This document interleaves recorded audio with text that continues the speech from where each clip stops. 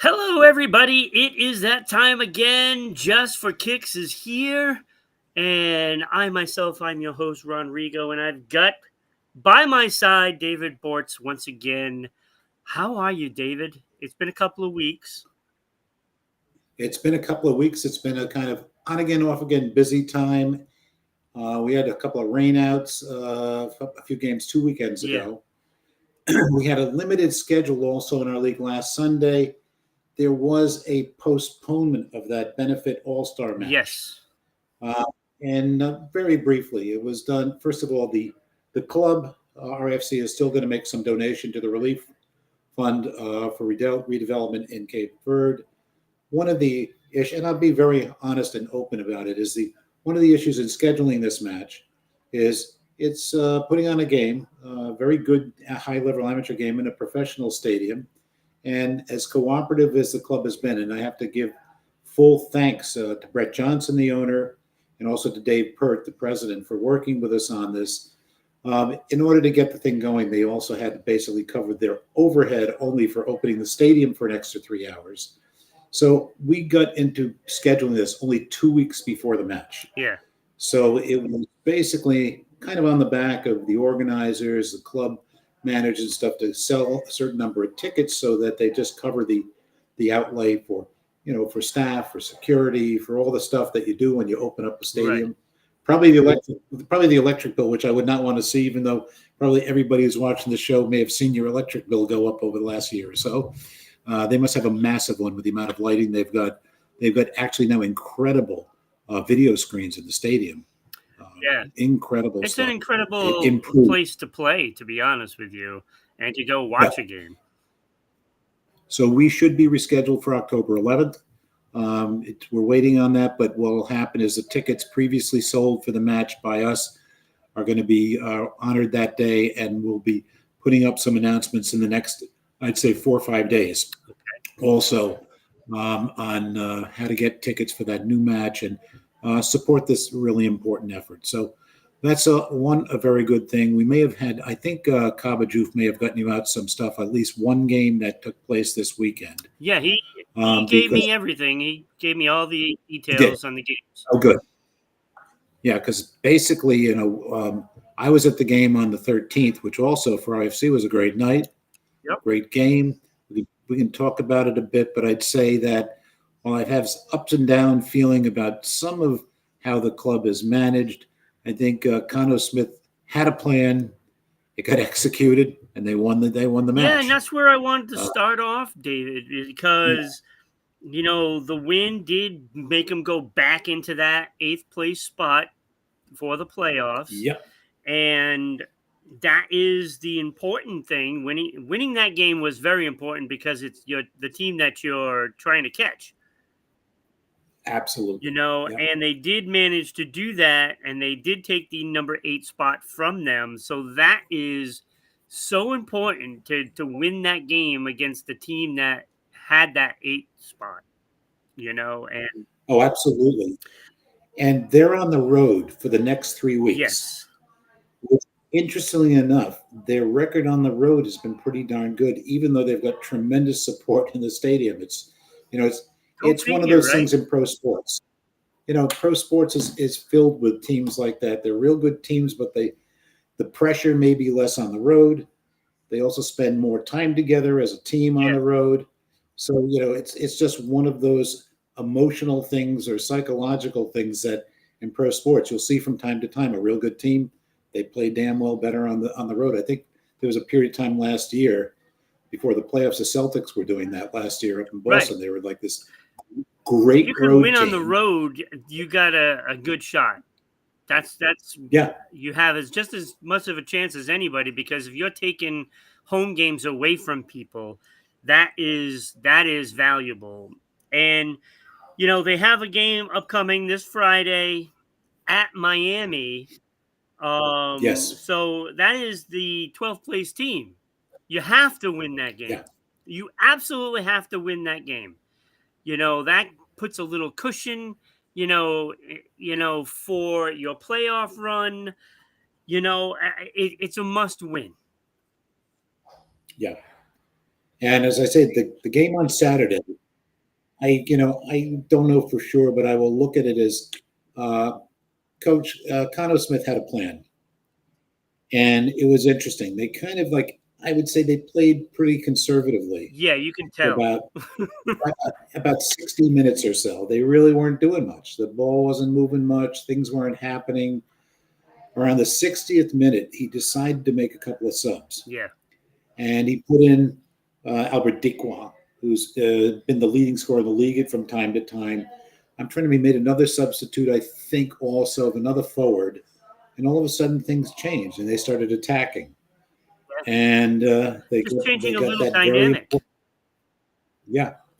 It was interesting because it's conservative, move the ball, possession, defend. Not much attack in the first half, and then midway through the second half with the substitutions made, which pretty traditionally and very much on the international level and the big pro clubs, you see a lot of coaches will make a double sub around the 60th minute. Yeah. Sometimes 66th minute. They're even able to make a threefer if you really want to put 3 in because you get 5 per game. But that 2 changed the tempo, and the tempo was attack. And Indy 11 wasn't ready for it. No, it worked well, and I think it got the crowd livened up. I don't have the exact figures, but I know that the crowd was over 8,000 the other night. It's great. You're getting great attendance. Just tremendous attendance, which is just really, as in all pro sports, especially a new club, you need it. You need to pay the bills, but it builds on top of itself. Exactly. You get 8, then maybe you get 9. And so I think for the rest of the season, I think we'll probably see some pretty good crowds unless it gets really cold. But I think everybody's going to be hungry for a game. There's no games for a couple of weeks. I will give you a little sidelight, which is on October 3rd. We're going to step aside for a different sport for a second. The Rhode Island Champions football game is taking place. The Governor's Cup. Yes. It is Brown versus URI. And that game has traditionally gone back and forth between URI's. It was at Meade Stadium and Brown Stadium up on the east side of Providence. And neither one is a big park. They're football fields, no problem with that. I think there's a shot now for them to put a pretty darn... To have them play in Pawtucket. Yeah, and put a pretty big, large crowd on. I know that the club, RIFC, is pushing hard through a few groups, one of which I have some unofficial affiliation with at Brown amongst the alumni, to push out tickets and, give them a good break on prices, which I think will be great. That's awesome. It's better for the game, right? For here in Rhode Island, you want to watch a great game. Why not have it at the best stadium in the area? I mean, it really. Is, and now we got one. Yeah, this is going to be so good for all sports, in this area, because there's a lot of things you can do with that stadium. You can have, presentations of, sports awards, say, on a field, like for colleges. If you don't have that big stadium, then this is a great place to do your events as well, so yes. I mean, I would think it would be pretty awesome if they can somehow do, like a track and field event in that area. I don't know if that's possible, but it's certainly intriguing, and it would be pretty awesome to have like a statewide thing, for especially like high school sports, say, I think whether it gets off the ground this year or not, because it's a bit late in the interscholastic fall season, I think the plan going forward is state championships in the different divisions in soccer and possibly in football as well. The stadium set up great for that. Number one. Number two, it's set up to do broadcasts from there too. I would love to do a broadcast from there. Just saying. Interesting enough that that they're televising the games on ESPN Plus. Yeah. but they're also televising on this, like, I call it a Channel 12 plus channel that not everybody's got. It's My I RI? found out it's something. Yes, that's it. I found out that my home cable network actually has it. And funny thing is, my wife decided she'd been to every game in a while. She was taking a night off. I said, "Watch it at home." She said, "I don't know how to get ESPN Plus on the TV." I said, remotely, I was able to get our TV to start recording it on the RI Plus channel, and so we've got it. It was interesting. I went home and watched it on TV. It was interesting to see the game that I just watched on the tube, which is obviously it looks different. There's a little different feel to it. It's actually sometimes if you're excited at a game, it's easier. Sometimes you can see the mistakes live, but you don't see the good live, Yeah. except for the goals. But on the tube, I was able to look at it tactically a little bit differently than from having watched the game there, which was kind of nice. So I got to do my own little analysis, which is what I've been talking about. I think I think that must have been planned by Kano before the game, and then he adjusted in the second half, 60th minute, brought in the two attackers, and he brought in Dickwan. I think he also brought in. I'm trying to think of the name of there's a midfielder also who they've got who played 1 year in the MLS. They also last week, and we'll have to go back and look at this. The number one draft pick in the MLS from I think in 22 or 23. I don't have his name in front of me. Was just signed by RIFC last week. Oh, which is a big signing. Yeah, big signing, and he is an attacker, so that may add more to the mix. And I think we're going to find if they make the playoffs. When they got to the finals last year, first of all, I think we've talked about, they were facing a couple of problems. One is the altitude, which they just were not able to account for in Colorado Springs. They weren't there maybe 3 days before the game. And because of them tiring out, their attack just gradually there was no attack by the end of the second half. And they've got multiple talents now. Let's start some, and you've got 2 on the bench or 3 on the bench also. You can continue to build that pressure when the game gets on the line. That was the biggest surprise coming into this season, that they just couldn't muster up any offense. And you look at what they did last year in the playoffs, it wasn't the same, potency that you were getting in those playoffs. And they just can't score goals. If you can only score one, your goalkeeper has to be perfect. Oh, yeah. And that's a big problem. And some of these guys that were doing it last year haven't been scoring, and they have to get back on that track, because no question. they gotta make a run, and they're gonna need that offense, because you can't hope to win games 1-0 every time. Okay, by the way, now I've at least got my roster in front of me. One of the guys who came in last week, besides Albert Dickwa, Maxi Rodriguez.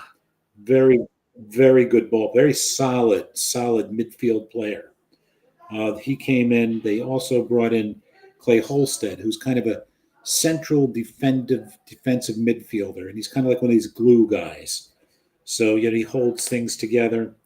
But as I said, Dickwa was good. They brought in Noah Fuson, who was pretty good, and their defense is pretty. The defense is pretty strong. It's nice that they're taking the time to make additions to the team at this point of the season, so they're aware of their scoring difficulties, and they are trying to boost that. And hopefully it catches fire at the right time, and they can make the playoffs and make a deep run like they did last year. Yeah, I think that'd be great. I mean, we'd love to win a championship. Be great to win a division, but getting to the final would be huge. Yeah. And it's great for the club, and also, like last year, this year's championship final will be nationally broadcast on CBS Sports, which is great. That's awesome. All right. No offense to what. Yeah. So let's turn our attention to Team USA, because they played a couple of friendlies in the past week or so. Yes. They played South Korea on September 6th and lost 2-0. And then they went up against Japan September 9th and won 2-0. So 2 is the magic number, I guess, for this club. And with this club, 2 in the net is really probably a magic number. I give it an offensive net. Yes. Because I think one of the things over the last few years that there's not attack has been not what we need. Right. We need the interesting thing is I can think against Japan. He also Pochettino started a pretty good attacking lineup. He got a couple of players in, and I think Tim Weah had a really nice game. And Tim Weah is a cog for this team as an attacker wide. He's been in and out. He's been in and out of the lineup the last couple of years. He does play in Europe. He's played in Italy where he had a great year, and then he had an off year. Not easy, and he comes from a great family. His dad was like one of the first 10 or 15 giant stars from Liberia, going back in the 90s, and so Tim's got some real game. Let's put it that way. Yeah, I mean, he's really good.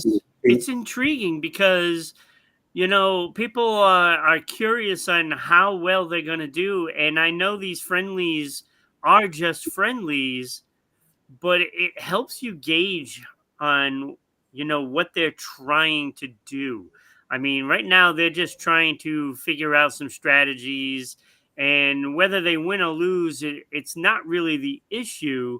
It's really what their tactics are going to be, and they're trying to perfect those and trying to sort through this roster that is going to change even from now to when the World Cup starts. So, I mean, I'm sure there's going to be some players that are going to get added to it.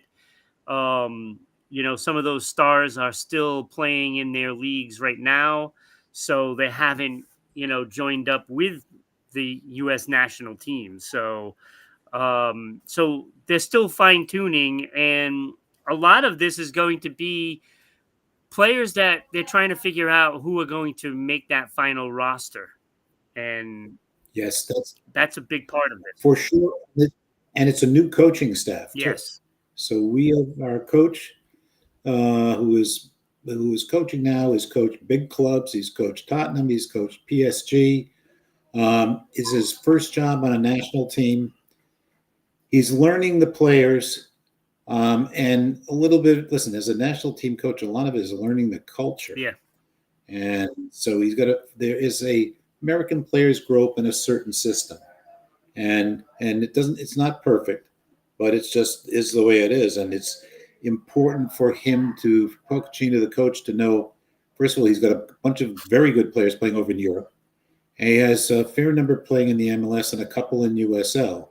So, getting to know there's different styles, different coaching methodologies that are used depending upon where you're playing, and try to put these guys together, respect and follow and get cohesive. I think that's what we're talking about, for the next it's 3-4 months. Preseason in any sport, really. They're going through the motions. You have all these prospects that are there, and then you have, a lot of the veteran players aren't really playing a whole lot because, they just don't do that with a lot of veterans. They know their game, and now they're trying to see these other players if they can fit into that game. Right. Then there are a couple of younger players coming up that people haven't seen. There's a younger guy who's played in the MLS. His name is Diego Luna. Yes. He's kind of a central, blonde hair, central attacking midfielder, and he's got some game. Yeah. He's got feet. He's got some really interesting movement of the ball. He's one of those guys you can drop in the middle of the park, and he may create something really nice. He's playing MLS right now, but I've watched him since he played for the US U20 national team, where I first saw him a couple of years ago. I said, this guy's got something, and he does. So he could be a big help. And there are guys who've been in and out, who are coming back in, backing out, and coming in. I think we probably, if he can put it together, if he can put together enough communication with these guys, respect for what he's trying to teach, and actually has a good program, we're okay. But the real question is going to be, and it's for the sport in this country, is going to be, you got to get out of the first round. Yeah. You got to get it at least into the next round. They've been doing surveys online. What do people think?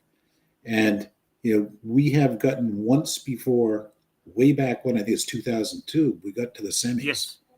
Going way back when. Yes, which was big. Yeah, I watched that semifinal game, and it was a little disappointing, but they made it to the semifinals. I mean, we can't forget that. No, and in this sport, semifinals that's no joke. Is huge in the World Cup. I mean, no offense to any of the other big sports, but semifinals is in the World Cup is just gigantic. It is. It's one of the biggest tournaments on the planet. It probably is the biggest tournament on the planet. Probably even, I think, when you compare, the World Cup is probably more important to people around the world than the Olympics are.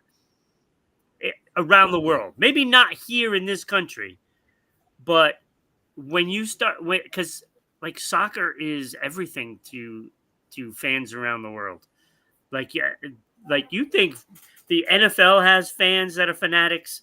You haven't seen anything until you go to Europe or Brazil or Argentina and go attend a soccer match, and it will change you forever, because then you'll know what a fanatic is.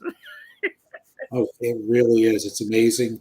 I think there was some guesstimate during the last World Cup. Maybe one of the games, maybe the final, had close to 1 billion worldwide viewers. That's crazy numbers. It's crazy. Yes, it is. And a big performance by the U.S. will be a real jumpstart in our youth programs in the U.S. So they need this. There was a big jumpstart the year after the last time we had the World Cup. I think there were over 100,000 new youth registrants the next year. We need more. Yeah, because you see, but it will help. You see players, and they become heroes to these kids, and that makes them want to go play. And it's the same thing with the women's team. I mean, look at that club, right? I mean, Absolutely. The numbers that they put up are incredible, and it is probably, I think it might be, either that or the WNBA might be the top women's sport. Yeah. I mean, the numbers they're massive. Hey, there are big contracts being paid in the European Women's League for players. Yeah, big contract. So it's got commercial attraction, and it's going to help the sport develop. Which I'm going to just change quickly into the logo that we're looking at right in the middle of you and me online is the U.S. Soccer Federation. Yes, it's logo. And it's for U.S. Soccer. And we had a guest last week in Rhode Island, a woman who works for the Federation, who came out. She was just the Federation is trying to get a little bit more proactive, and it's getting into the grassroots as opposed to just being a big office entity. And now they're in Atlanta. They used to be in Chicago. So kind of a shout out to the woman who came out from the Federation. Her name is Ciara Arsdorf. She had dinner and a meeting with all of our members of the Rhode Island Soccer Association board. Had some really good communication about what's coming in the future. I will send out a good message, which is, I think it's October 27th, up in Rentschler Field. Their U.S. national women's team is playing a game against Portuguese women's national team. And I think it's October 3rd, U.S. women's national team will be playing Portugal women's team in Philadelphia. So I went to the women's national team game 2 years ago down in Harrison, New Jersey, at the field there that Red Bull owns, and saw the game there. It was on their kind of the last game. They called it the She Believes Cup. It was the games being played right before the women went to the World Cup. And U.S. women's program right now is top of the line. They have a great coach who's been coaching for a couple of years now, who previously was the women's coach at Chelsea. She's good. The team's good. They're developing their next generation of real top players too, which, people knew some of the names back, 10, 20 years ago, but there's a whole new generation coming up in women's soccer. So it is something to look forward to in this year.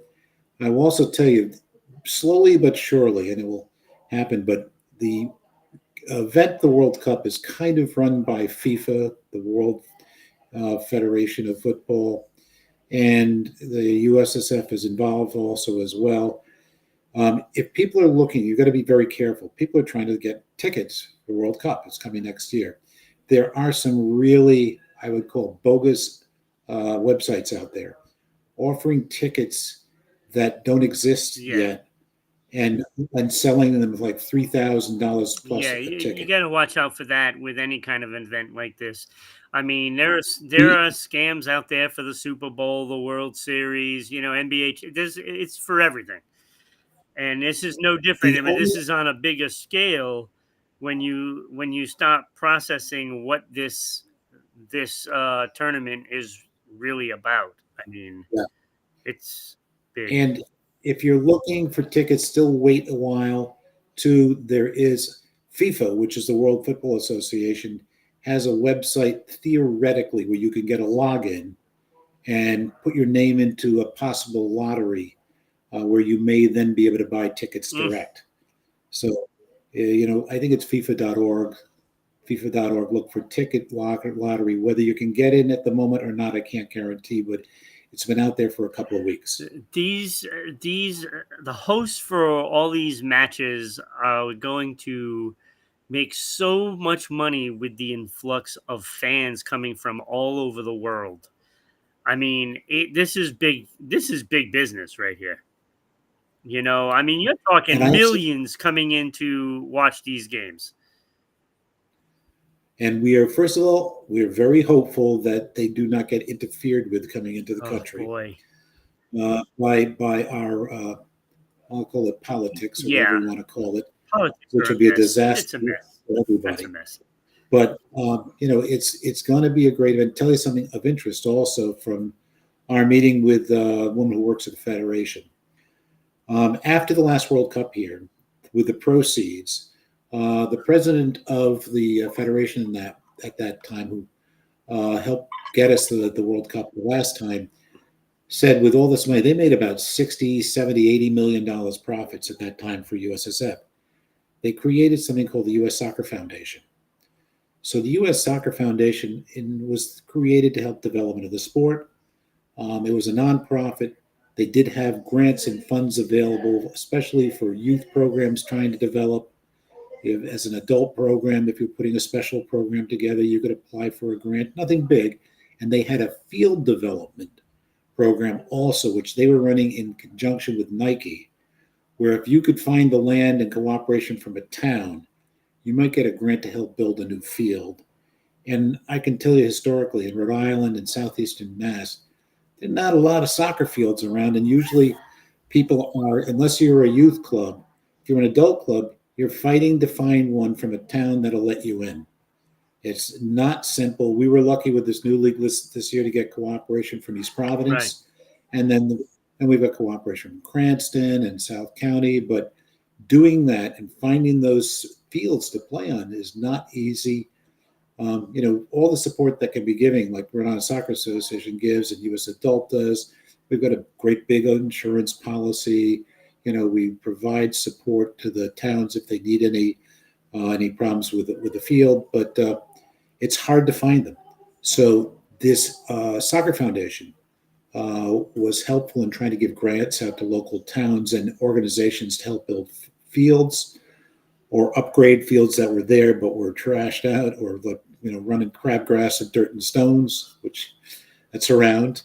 And next year, what Ciara had to tell us also, there is definitely a plan to create a new nonprofit after the foundation that exists now, to create a new one, I would say upgraded, more outreach to local towns, clubs, and with a large donation from the proceeds into this foundation, probably within 6 months after they finish the last game and they get the books balanced. There'll be a big new foundation to help development of the sport, which is what we need. If we don't get to the finals or the semis, then the next cup is coming up, 4 years later. We need to keep going because we're developing well.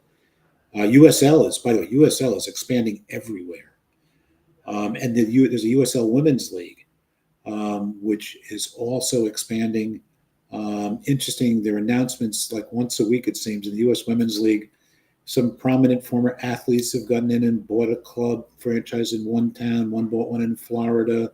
It is an expanding league also. So I think also with us in Rhode Island being this league, the USL, while it's second division, it's going to be promoting their own new first division in the next couple of years. We're in a good league, and it's expanding nationwide. So it's good. All good good news. Stuff there. Good stuff there. So US has 2 games coming up in October. They face Ecuador on October 10th and Australia on the 14th. Those ought to be fun matches. Ecuador's, I mean, they got a squad. Ecuador's loaded. Yeah. So that's going to be Ecuador a tough one. Loaded. And, good match to have. It is. It's a very good match to have because that could be the skill level that you got to worry about. Absolutely. So get your tickets for those. Also, the women play Portugal on October 23rd. So that is 23rd. That's the one at Rentschler, right, in Connecticut? I believe so. I think. I believe so. Yeah, that's the one in Connecticut. So, those tickets are up online, by the way, I think, for purchase for Rentschler. Yeah, I mean, I can't tell you they're available. Look, support these teams. Support them. Okay? And also your local clubs, and you gotta show some support. That's what these teams need. Especially the smaller teams, like in the local Rhode Island Soccer Club, and that's where we're going to shift gears now. So the Rhode Island Super Cup is still going strong after some rainouts and stuff like that. Now we are back into the thick of things, and there were some great matches this past weekend. And we're going to be showing one of those games as well. So we got the I think the Dinamo Mora Beza. I think we have that game on video, so we will be airing that one at some point tomorrow afternoon. We have a show we have going on daily at 10. We have Holy Shift Balls at 12, so it'll probably air about 1 o'clock. So, by the way, I will let Kaba Joof know about that because he may want to actually send it out to the managers. Unless you want to send Kaba an email just telling him it's going to be on. Then he can then get in touch with the managers. I'm sure they'd all love to watch. Okay, I will do that. All right, so let's get into the games. Warren Soccer Club, the CRCP Warren Soccer Club, won 6-3 over Santo Antao United. This guy, we've mentioned this guy many times already. Ryan Maduro, 4 goals in this one. That kid, he's over 30. That kid, he's got some skill. I mean, 4 goals. He's just lighting it up lately. I believe he scored a few last time too. So, great ball player. He played for me on a team in 2014, which at that time we used the name the Rhode Island Oceaneers, and that was right after he'd finished his PC career and played MLS for a year. And a talented player. Yeah, he's still going. Yeah, he is, and it shows that he's not slowing down. Also scoring 2 goals was Rui Diaz. So Warren Soccer Club is showing their muscle now. They've been on a roll, and Santo Antao is a pretty good team. Yeah. Hey, Rui Diaz played for the team in East Providence pro team about 8, 9, 10 years ago. The Stingrays. The Stingrays, yeah. Yep. Yeah. Rui's a good ball player. I actually had him coach. He played for an indoor we call futsal team. He played on that team for me again about that same era, about 10 years ago. All right, so Warren Soccer Club with the big victory. Academica FC 5, Cranston Portuguese Club 1. Pedro Mendes with 2 goals and Nilson Socorro with 2 goals as well. And I believe Jorge Limas, I believe that might have been later in the game as well. So Academica 5 goals. That's a team that's very good. They are so talented. What a good club that is. I can see us at the end of the year coming to Academica versus Warren. It's looking like that. Those are 2 solid clubs, and they are potent with the offense. That game will be great. We've got to make sure we get a full filming of that game too. That'll be worth putting on the net. Not to be outdone though. Sao Nicolau 7, Shamrocks 3, Etavaldo Montero 3 goals in the game, as well as Devin Soares, that both chipped in the hat tricks.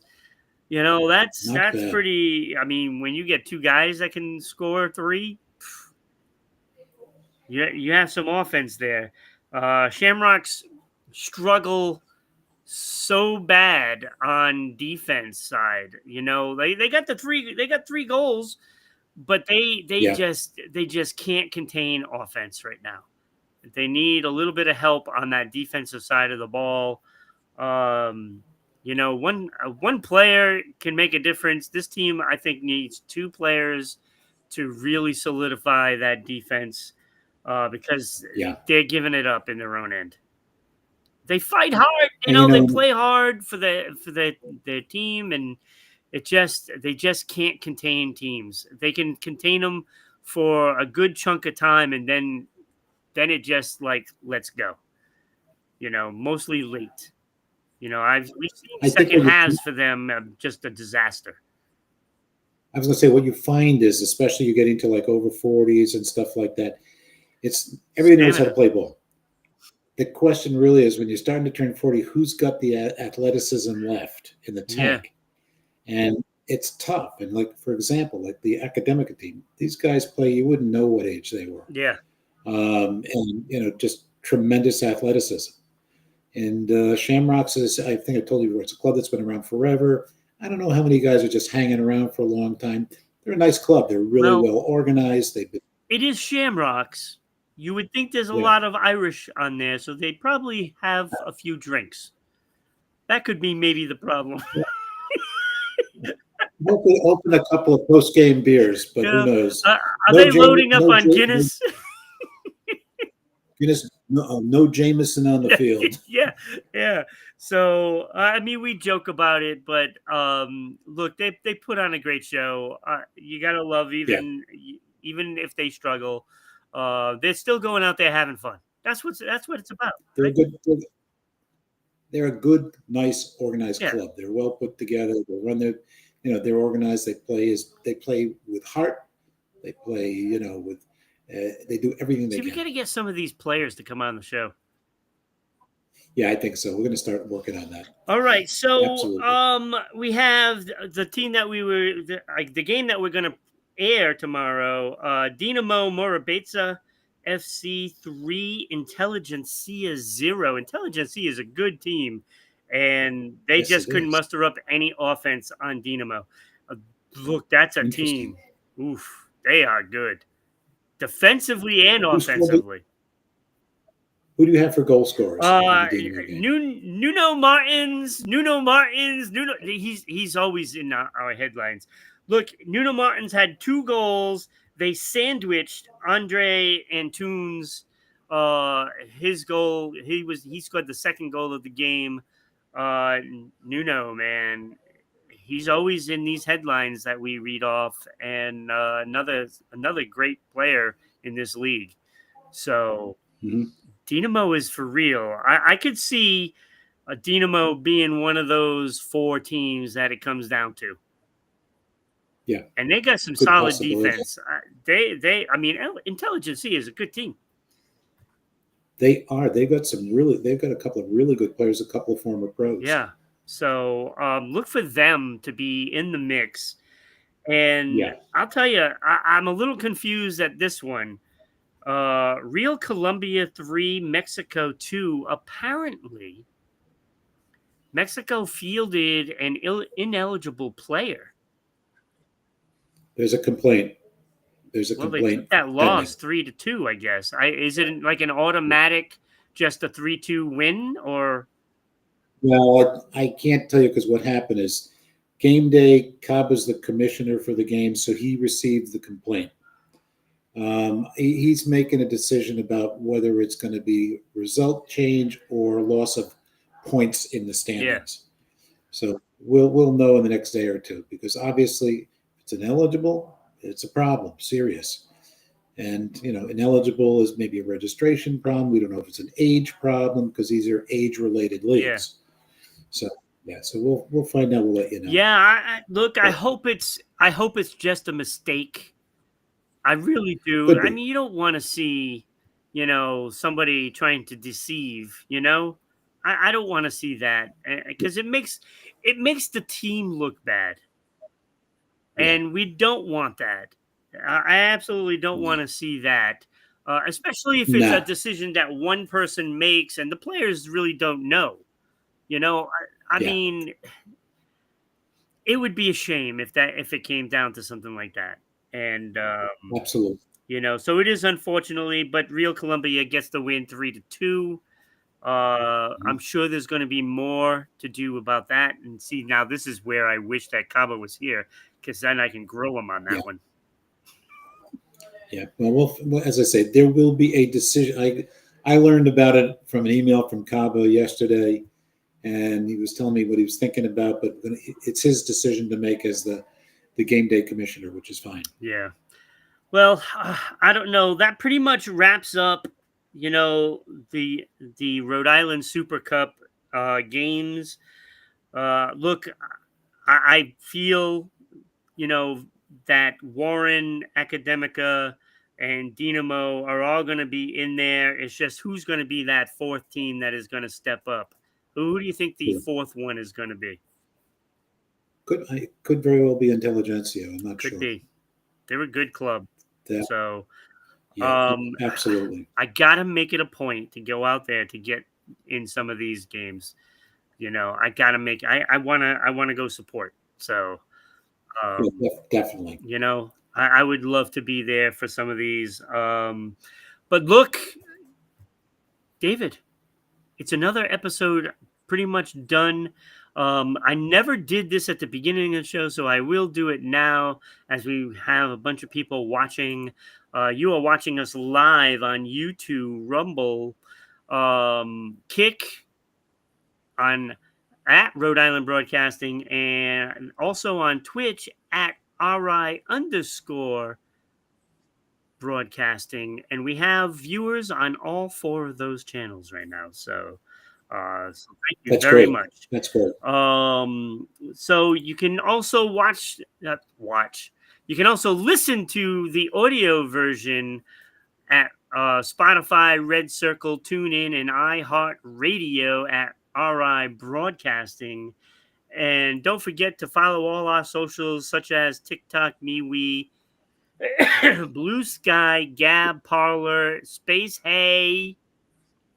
There's a bunch of them at RI Broadcasting, and you can also follow us on Twitter /X, whatever you want to call it, at Broadcasting RI. And don't forget to check us out on the website, RhodeIslandBroadcasting.net, and there'll be all kinds of info, on the leagues and stuff like that we cover. And just get involved. We like comments. We like all kinds of stuff. David, I want to thank you so much for being here.